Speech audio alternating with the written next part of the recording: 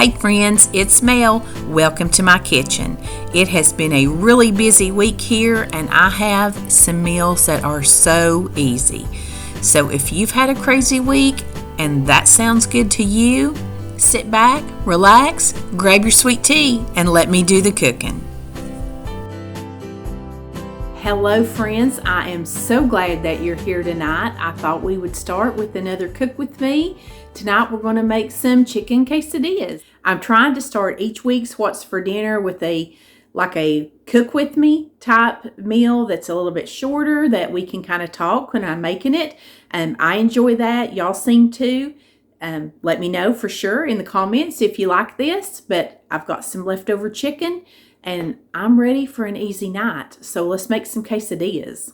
Before we get into quesadillas tonight, I'm just going to go ahead and get my refried beans kind of going here. They always come out of the can stiff. Sometimes I'll add a little bit of water, but I like to get them warmed a little bit first, then see what I need. Plus, y'all know I always doctor mine up. I throw in some sour cream. I have even just thrown in some cream cheese before when I didn't have sour cream. Anything to give it a little creaminess. If I've got some dry taco seasoning, I'll put that in sometimes, like tonight. I'm just going to use some jarred taco sauce. And sometimes I'll throw a little cheese in there too. But let's get that stirred up.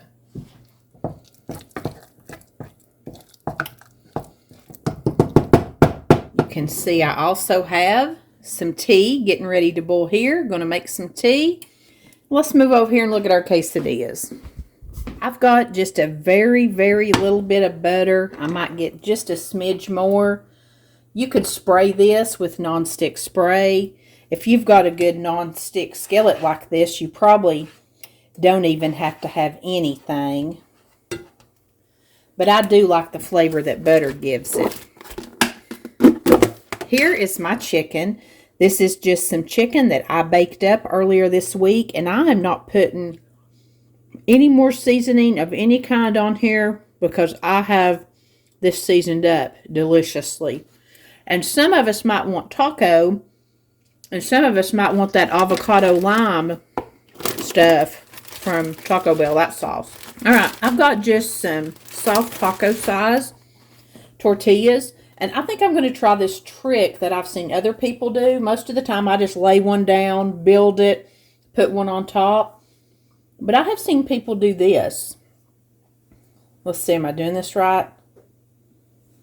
Where you lay one down here. And let's put down some cheese. And I'm going to do Monterey Jack. Nice little layer of that. Then let's do some chicken. And I'm just going to use my hands. This is my family. My hands are clean. They will be fine with this. Turn my tea off. It is boiling. And I'm going to get it nice and full. And I'm not going to put tomatoes, salsa, anything inside except meat and cheese. And we'll just let everybody dip what they want because everybody's got different taste. Now, here was the cute thing they did. You fold that over, then you burn yourself a little. Whoops. You open this side up. You wipe my hands off before I stick them back in this cheese here. Just going to do some out like this.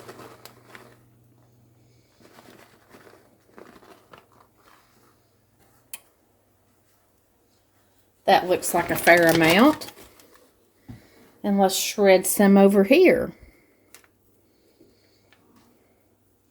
I put this chicken in one of these wraps today with just some seasoned up spreadable cream cheese and some, I think it was sharp cheddar cheese slice I had wrapped up with it for my daughter.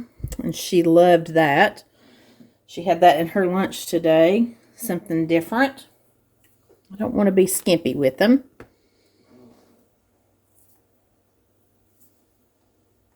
That cheese is already melting.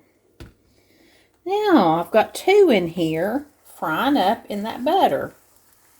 Oh yeah, they're frying. Okay, while we're waiting for those, I think, let's look at our beans back here. I am going to throw some of this cheese in. And we'll stir that in. My tea's ready. You always want to mix your tea up and sweeten it while it's still warm. Would you guys be interested in an updated sweet tea video? I have one on my channel. It's from back a long time ago. I haven't watched it in ages. I don't know how the sound is. Y'all know I had trouble with that over Easter. So you can go back and watch it if you want to. But if you would like an updated one, let me know. Okay, let's see how these quesadillas look. This is the first one I put down. Oh, that's beautiful. Now. Oh, wait, I went the wrong way. It's like geometry. Y'all know I'm not good with math, shapes, and all that. Okay, let's check this side now. They're up a little bit higher than what I remembered. Oh, yeah, that's perfect. Thought I may have burned them. I'm just going to take these up, put them on a plate, and I'm just going to make a couple more. And do y'all do this? Like when I'm doing stuff like this, frying bacon or like doing eggs and I don't know, something where I want to keep something warm, I just set mine in the microwave and close the door so it'll keep the heat on it. Do y'all do that? That's just a little handy tip for you there.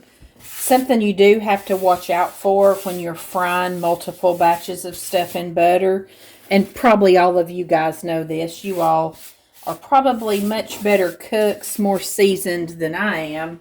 My mom, I think I have told you guys this before, when I was at home, my mom did everything for us. I did not know how to do a thing.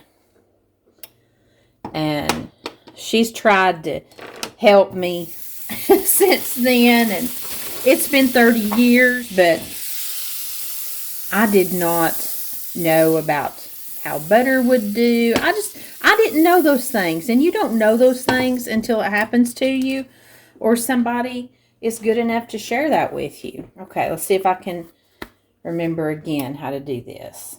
Okay. And I've got to hurry because it's hot now. I'm trying not to stick my hand in the cheese bag since I have a little chicken on it. The chicken's been cooked and all, but you know, I'm just funny. Y'all know how I am about cross-contamination.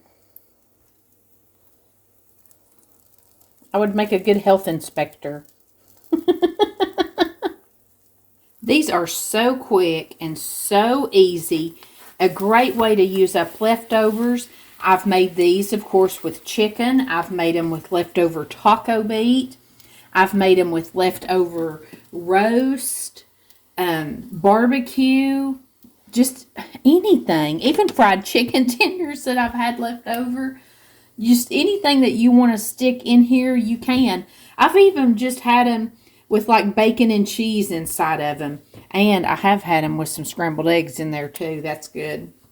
But again, this is one of these meals that I just love to use up leftovers with. Here's a little bean update. I did put them down on low. They're nice and warmed all the way through. I just like a little refried beans with my Mexican. Here's all of our fixings. Have to put this out in a bowl and heat it up. But got sour cream, pico, all the different sauces and salsas to go with it. And I just keep this little container right here. I keep this in the fridge, and this is like our Taco Tuesday container. I keep all my taco stuff, like this cheese right here will go back in there. And I just keep all my fixings in here because we love the taco night. We have it about every week. Speaking of fixins, I'm making my plate out here, and I like to just top my nachos with a little bit of cheese and some pico. I'm getting a big helping of refried beans with a little bit of cheese on top of them. Then, over top of my quesadillas, I decided to go with the Taco Bell Avocado Ranch. This meal was so easy this week because I already had my chicken seasoned up and cooked perfectly to go with whatever I chose to do with it. Dinner does not have to be crazy hard every night. Just a little bit of prep work at the first of the week and items that I keep in my pantry and refrigerator all the time just pulled this meal together out of the air that night for me. And you can totally customize this to whatever you're feeling, whether you want to go with a Mexican inspired take on it. You could even go with an Italian pizza style take with it, whatever your family's wanting. And surprise, surprise, we've got homemade pizza again. I have not been able to stop thinking about this since I made that taco pizza a couple weeks back. I have had in my head that I wanted one with breakfast sausage and pepperonis. Now what I'm doing here is spraying my little meat chopper with some nonstick spray. I try to remember and do that, and it makes it a whole lot easier to clean up and the meat does not stick quite as bad. So I have just browned up 1 pound of mild breakfast sausage, and I will drain the grease off of that very thoroughly. Now I've got my cookie sheet out here and I'm spraying it with some nonstick spray, and I decided this time to try throwing a little cornmeal down underneath it to give it that authentic taste and feel. Now here is that second can of pizza crust I had from a few weeks ago, and I'm just going to spread it out to fit this pan pretty close. This pizza crust is very forgiving and easy to work with.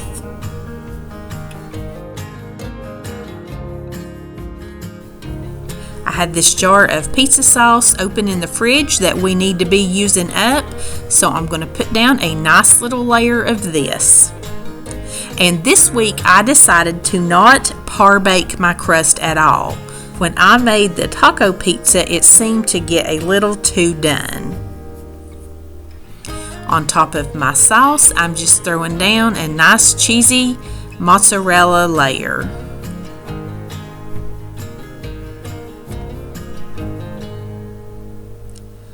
And now here comes the breakfast sausage. I probably used 3/4 of that pound. I could have just used half and it would have been plenty, but the rest of it is put in the fridge to use up later. And now I'm throwing down some pepperonis. A little bit more mozzarella to keep everything in place.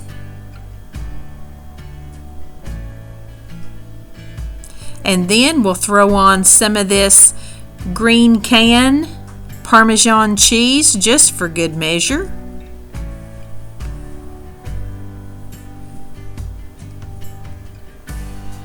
And you can't have a pizza without Italian seasonings on the top.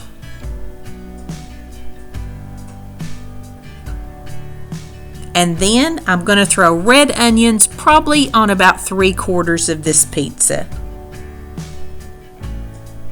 And I am baking this according to the instructions on the can. It was 425 degrees, and I set it for 9 minutes to start checking it, and I probably went a total of about 15. On the side, I'm going to have this chopped salad. I had not had one of these in a long time, and I got it half off on markdown, so that was a win.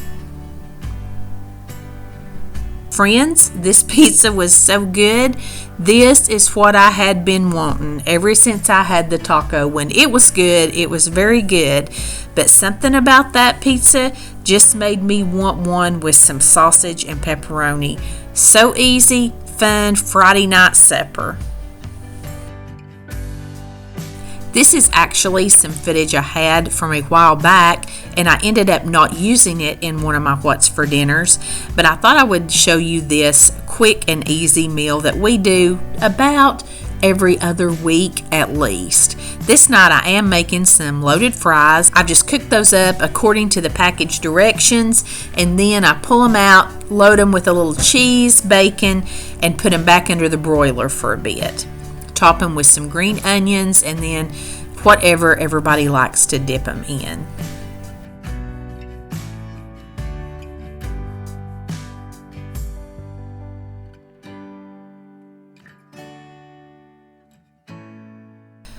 Now I'm going to show you me fixing the chili dogs.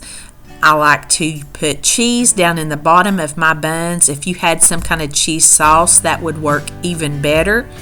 But I just have shredded cheese here, and I'm going to put that in the bottom, and then just a little bit of yellow mustard right over the top of that.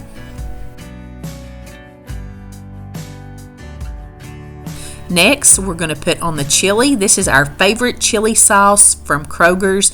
It is so cheap and we just love it. It does not have beans, and we kind of go between using this chili sauce and using the Van Camp's chili with beans, just whatever we decide our taste is for that night.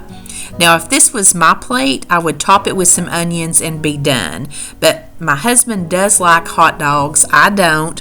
And I just put his in the oven on about 400 degrees on a sheet pan, and I'll just kind of roll them around in there and let them get nice and crispy on each side. It kind of gives it the campfire taste there. And of course, we like to top ours with some onion, and I'm going to put a little bit more chili on top of his. We don't want him to do without.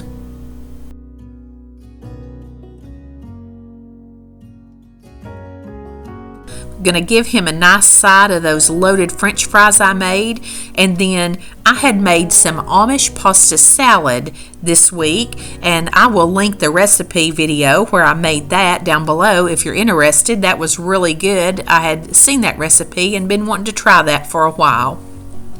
This is a quick, easy weeknight go-to meal or just a laid-back weekend. Now, if I have leftover bacon, I'm almost always inspired to make some kind of club sandwich with it. This is by and far my favorite little club mixture right here. I take a lightly toasted piece of bread, mayonnaise, and then I've got a couple of different cheeses here. So I'm starting with some cheddar cheese, and then I'm putting down a little bit of deli ham. I use 3 pieces of bread. In the middle, I like to either use a Dijon mustard or a honey mustard on it. And I had Swiss cheese, so I thought I would use 2 kinds of cheeses. And I forgot my bacon, so I had to go back and load my bacon up on here. Then I had turkey too, so I'm going to mix it up and do some turkey on the next layer. A little bit more bacon. And a big old handful of shredded lettuce. You know I love crispy lettuce on my sandwiches and burgers. The only thing I was missing this night was a big red onion to top that off. That would have been delicious. But this is definitely a club sandwich that is fit for a king. This will fill you up on a weeknight when you don't have a lot of time or you don't want to mess up your entire kitchen making a meal. With summer coming, I know we're going to be eating a lot more sandwiches like this again. Friends, I thank you so much for being here tonight. I know this week's What's for Dinner has been just a little bit different, but like I said, it's been a crazy week, and this was just how it had to be. I think we all get like that sometimes. We need to cut ourselves some slack. Dinner does not have to be so hard. It's okay to take it easy and find some quick and easy options for ourselves. As always, I appreciate you being here and spending time with me, and I don't ever take it for granted that you're here. I will see you on Wednesday night. Until then, I send you love from my kitchen.